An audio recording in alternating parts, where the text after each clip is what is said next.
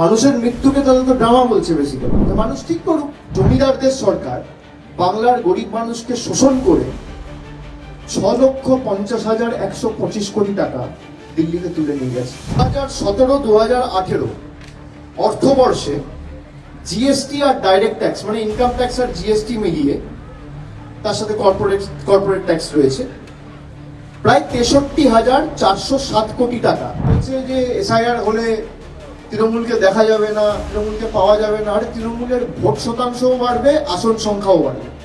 তারা ভেবেছিল election commission এসে ইডি এসে আমাদের নির্বাচন জিতিয়ে দেবে আর আমরা ড্যাং ড্যাং করে জিতে চলে যাব। এটা তো বিহার মধ্যপ্রদেশ নয়, গলা টিপে ধরবে বাঙালি। ইনফিল্ট্রেশন আটকালেই হতো, অবৈধ অনুপ্রবেশকারী শনাক্তকরণ করে তাদের চিহ্নিত করে রিপোর্ট করাই হতো। তাহলে আগে তো যেখান দিয়ে ঢুকছে আপনারা সেখানে ঢুকবেন। যে আমরা 5টা প্রশ্ন করেছিলাম তার একটাও সদুত্তর নির্বাচন কমিশন দিতে পারেনি। দেখি বিহার ভোটের ফল বেরোনোর পর এই যে প্রাইম মিনিস্টারের মুখ থেকে ড্রামা শব্দটা বেরোচ্ছে বিরোধীদেরকে উদ্দেশ্য করে, কোথাও গিয়ে ঔদ্ধত্য প্রকাশ পাচ্ছে। সেটা তো মানুষ বলবে, সেটা মানুষ বলবে, সেটা সময় বলবে। কিন্তু আমি যদি সরকারের দায়িত্বে থাকি বা প্রধান হই বা কোনো রকম কোনো সরকারের কোনো ইম্পর্টেন্ট গুরুত্বপূর্ণ জায়গায় থাকি বা শাসক দলের নেতা হই, আমি ডিসকাশন এড়িয়ে যাব কেন? আমার যখন কিছু বলার থাকবে না, আমার কাছে যখন প্রশ্নের উত্তর থাকবে না, তখন আমি এড়িয়ে যাব। তা আজকে এই যে 40 জন মারা গেছে, যারা তাদের মৃত্যুর জন্য নির্বাচন কমিশনকে দায়ী করেছে, প্রধানমন্ত্রী তাদেরকে বলছে ড্রামা। মানুষের মৃত্যুকে তাদের তো ড্রামা বলছে বেসিক্যালি। তো মানুষ ঠিক করুক, এর তো কিছু যায় আসে না। গত 7 বছরে বিশেষ করে জিএসটি ইমপ্লিমেন্ট হওয়ার পর থেকে একটু বিজেপি নেতাদের জিজ্ঞেস করুন তো বাংলা থেকে কত টাকা তুলে নিয়ে গেছে। আমি আপনাদের একটা হিসাব দিতে পারি, যে গত 7 বছরে কেন্দ্রের সরকার আমাদের রাজ্য থেকে ডাইরেক্ট আর ইনডাইরেক্ট ট্যাক্সের মাধ্যমে কত টাকা তুলে নিয়ে গেছে। এবং এই তথ্যটা সবাই নোট ডাউন করুন। 2017-2018 অর্থবর্ষে জিএসটি আর ডাইরেক্ট ট্যাক্স মানে ইনকাম ট্যাক্স আর জিএসটি মিলিয়ে তার সাথে কর্পোরেট ট্যাক্স রয়েছে প্রায় 63,407 কোটি টাকা সেন্ট্রাল গভর্নমেন্ট স্টেট থেকে তুলে নিয়ে গেছে। মানে বাংলার মাটি থেকে 63,407 কোটি টাকা। এটা 2017-18 ফিনান্সিয়াল ইয়ার অর্থবর্ষ। এবার আমি আসি 18-19। 18-19-এ 84,419 কোটি টাকা। এবার আমি আসি 19-20, 84,419 কোটি টাকা। এবার আমি আসি 19-20 অর্থবর্ষ। কেন্দ্র সরকার 84,015 কোটি টাকা, 84,015, 84,015 কোটি টাকা বাংলার মাটি থেকে তুলে নিয়ে গেছে। 20-21 মানে যখন কোভিড হলো, কোভিডের মধ্যেও 80,004 কোটি টাকা তুলে নিয়ে গেছে। 800 আবার 04, 80,004 কোটি টাকা। মানে এটা জিএসটি আর ইনকাম ট্যাক্স মিলিয়ে। আপনি ব্রেকআপ চাইলে আমি ব্রেকআপও দিয়ে দেবো। 2021-22 মানে এখানে হেরে যাওয়ার পর 1,01,673 কোটি টাকা। 2021-2022 1,01,673 কোটি টাকা বাংলার মাটি থেকে তুলে নিয়ে গেছে। 2022-2023 1,13,621 কোটি টাকা। 1,13,621 কোটি টাকা। এটা 2022-2023। 2023-2024 ডাইরেক্ট আর ইনডাইরেক্ট ট্যাক্স মিলিয়ে 1,22,988 কোটি টাকা তুলে নিয়ে গেছে। আমি এটা খালি 7 বছরের হিসাব দিচ্ছি, যবে থেকে জিএসটি লাগু হয়েছে 17-18 থেকে। এটা 2025। 8 বছরে 7 বছর, সরি, এটা তো 8 বছর রানিং, ফিনান্সিয়াল ইয়ার এখনো শেষ হয়নি, তো এখানে আরো নিশ্চয়ই 1,20,000 22,000 কোটি টাকা বাড়বে। 7 বছরে বাংলার মাটি থেকে ভারতীয় জনতা পার্টি, যাদেরকে আমরা বাংলা বিরোধী বলি, জমিদার বলি, এই জমিদারদের সরকার বাংলার গরিব মানুষকে শোষণ করে 6,50,125 কোটি টাকা দিল্লিতে তুলে নিয়ে গেছে, এবং তারপরেও বাংলার 2 লক্ষ কোটি টাকা প্রাপ্য পাওনা আটকে রেখেছে। আপনারা প্রশ্ন করবেন বিজেপি নেতাদের? প্রশ্ন করবেন? আমি হিসাব দিচ্ছি, ওরা আসুক না। গত 4 বছরে ক টাকা মানরেগার ছেড়েছে? 2,64,00,000 জব কার্ড হোল্ডার রয়েছে, যাদের জীবন জীবিকা এই 100 দিনের কাজের উপর নির্ভরশীল। কটা ছেড়েছে? কোর্টের অর্ডার আছে। আগে বলতো তৃণমূল দুর্নীতি করেছে বলে আমরা টাকা আটকে দিয়েছি, কোর্ট বলে দিয়েছে, তারপরও ছাড়ছে না। তার মানে কি আপনাদের ইন্টেনশন নেই কাজ করার? বাংলার মানুষের বিরুদ্ধে যুদ্ধ ঘোষণা করা, বাংলার মানুষকে বঞ্চিত নিপীড়িত করে রাখা, বাংলার মানুষকে অবহেলিত করে রাখা, গলা টিপে মারা, ভাতে মারা, প্রাণে মারা, এই হচ্ছে আপনাদের একমাত্র লক্ষ্য। এই কারণে আপনাদের বাংলা বিরোধী বলি। আপনি এসআইআর করছেন বাংলায়, খুব ভালো কথা, করুন। আপনি বলছেন বাংলাদেশ থেকে লোক এসছে তাই বাংলায় এসআইআর হচ্ছে, তাহলে ত্রিপুরা এসআইআর হবে না কেন? ত্রিপুরা তো বাংলার বর্ডার, ত্রিপুরা তো বাংলাদেশের বর্ডার, মেঘালয় তো বাংলাদেশের বর্ডার, মিজোরাম তো বাংলাদেশের বর্ডার।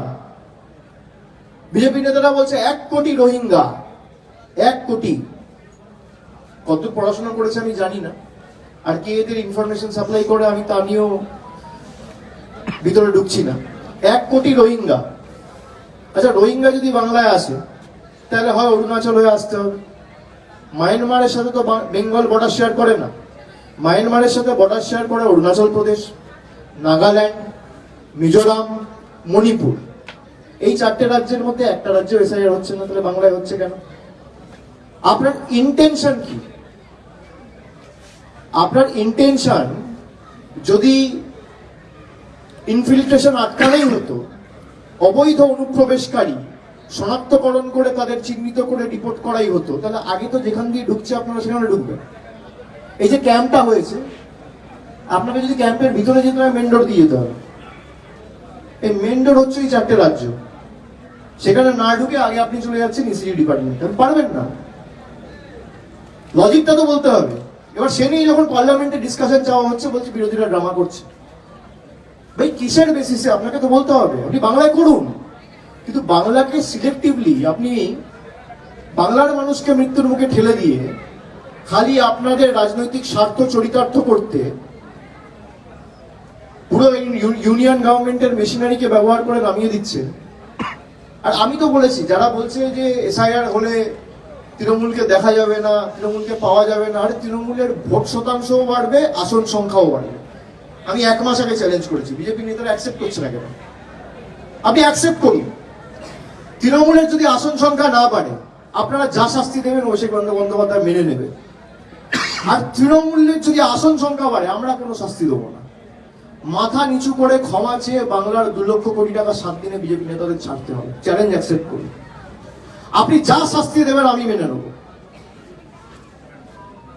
আপনারা যা বলবেন আমি মেনে নেব, কিন্তু আমি আপনাদের কিচ্ছু বলছি না। আমি খালি এইটুকু অনুরোধ করছি অত্যন্ত বিনয়ী ভাবে, বিনম্রতার সাথে, যে বাংলা যদি আপনাদের আবার লেজে গোবরে করে, যেভাবে 2021-এ আপনাদের লেজে গোবরে করে হারিয়েছিল, তার থেকেও বেশি শিক্ষা আপনাদের দেবে, এবং তৃণমূল কংগ্রেসের ক্ষেত্রে ভোট শতাংশ, আসন সংখ্যা দুটোই বাড়বে।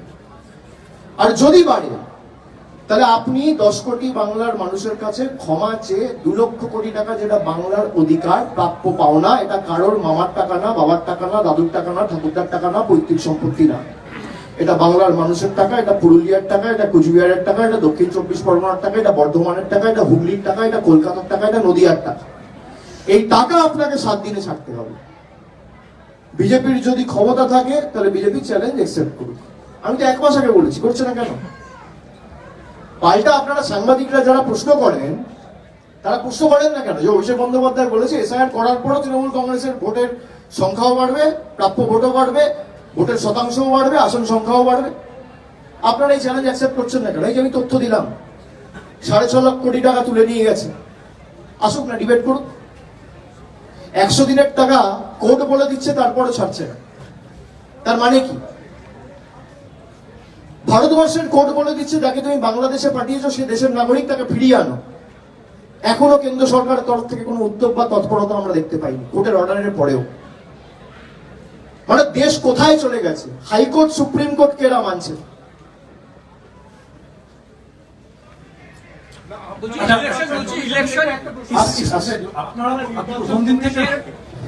আপনি প্রথম দিন থেকে বলেছিলেন যে এই সময়ের মধ্যে এসআইআর সম্ভব নয়, অনেক সময় লাগবে, কিন্তু এখন দেখা যাচ্ছে কমিশন এসআইআর ডেট বাড়িয়েছে, ফর্মের ডেট বাড়িয়েছে। বিলম্বিত বোধোদয়। আচ্ছা, আরেকটা প্রশ্ন যে সঙ্গে সেটা হচ্ছে যে আপনি পার্লামেন্ট থেকে বা আপনি প্রেস কনফারেন্স করে বলেছেন যে ডেলিগেশন টিম দেবে, 5টা প্রশ্ন কমিশনকে উত্তর দিতে হবে, একটা প্রশ্নের উত্তর দিতে পারে না, কি বলবেন কমিশন? এটার সাথে একটু মিলিয়ে দেওয়া যে আপনারা নির্বাচন কমিশনের ভূমিকা নিয়ে তো প্রথম থেকে প্রশ্ন তুলছিলেন। গত 4 দিন ধরে দেখা যাচ্ছে রাজ্যের বিজেপি নেতারা, সভাপতি শ্রমিক ভট্টাচার্য সহ অন্যান্য নেতারা, তারা নির্বাচন কমিশনের ভূমিকা নিয়ে প্রশ্ন তুলছেন। জ্ঞানেশ কুমার কেন এখানে এসে দেখছেন না, এই বিষয়টাকেই বা কিভাবে দেখছেন? আমি দুটো প্রশ্নের একসাথে জবাব দিচ্ছি। এক হচ্ছে, আমরা যে ডেলিগেশন পাঠিয়েছিলাম দিল্লিতে নির্বাচন কমিশনের সাথে, বিশেষ করে চিফ ইলেকশন কমিশনের সাথে মিটিং করতে, সেখানে প্রায় 2 ঘন্টার মিটিং হয়েছে। আমাদের দলের তরফ থেকে সাংবাদিক বৈঠক করে আপনাদের সব জানানো হয়েছে বিস্তারিত। কিন্তু মূল যে আমরা 5টা প্রশ্ন করেছিলাম তার একটাও সদুত্তর নির্বাচন কমিশন দিতে পারেনি। সিলেক্টিভলি পরবর্তীকালে সেদিনকে রাত্রে অনেক লিক টিক করা হয়েছে। আমি ইলেকশন কমিশনকে চ্যালেঞ্জ করছি, তৃণমূল কংগ্রেসের কাছে ডিজিটাল এভিডেন্স রয়েছে। আপনি যদি মনে করেন যে আপনার কাছে উত্তর রয়েছে এবং আপনি সত্যি সদুত্তর দিতে পেরেছেন, আপনি রিলিজ করুন, তারপর আপনাকে কোর্টে নিয়ে যাবো আমরা। আমি যখন বলছি আমি ভেবেচিন্তে বলছি, আমি হাওয়ায় কথা বলি না। 5টা প্রশ্নের একটা প্রশ্নের উত্তর, আপনি 5টা প্রশ্নের একটা প্রশ্নের উত্তর দিন, আপনি ছেড়ে দিন 5টা। আর সবে তো গেছে 28 তারিখ, আজকে তো 1 তারিখ, 3 দিন হয়েছে। আপনি 3 সপ্তাহ সময় নিন, 3 মাস সময় নিন, 3 বছরেও আপনি পারবেন না। তার কারণ আপনি যে কাজটা করেছেন পুরোপুরি বেআইনি, অনৈতিক। এবার আসি, আপনি যে প্রশ্ন করলেন যে বিজেপির নেতারা, বিজেপির রাজ্য সভাপতি এবং বিজেপির প্রদেশের নেতারা ইলেকশন কমিশনকে আক্রমণ করছে। যে কোনো নির্বাচন হয় সাধারণ মানুষকে কেন্দ্র করে। আমাদের আস্থা ভরসা এবং যতটুকু আমরা সারা বছর মানুষের পাশে থাকি, আমাদের পুরোপুরি আস্থা রয়েছে বাংলার মানুষের উপর। যারা মানুষের পাশে থাকে না তাদের আস্থা ইডির উপর, কোর্টের উপর, সিবিআই এর উপর, ইসির উপর।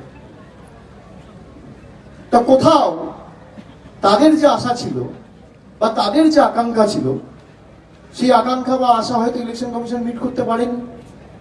তারা ভেবেছিল ইলেকশন কমিশন এসে, ইডি এসে আমাদের নির্বাচন জিতিয়ে দেবে আর আমরা ড্যাং ড্যাং করে জিতে চলে যাব। এটা তো বিহার মধ্যপ্রদেশ নয়।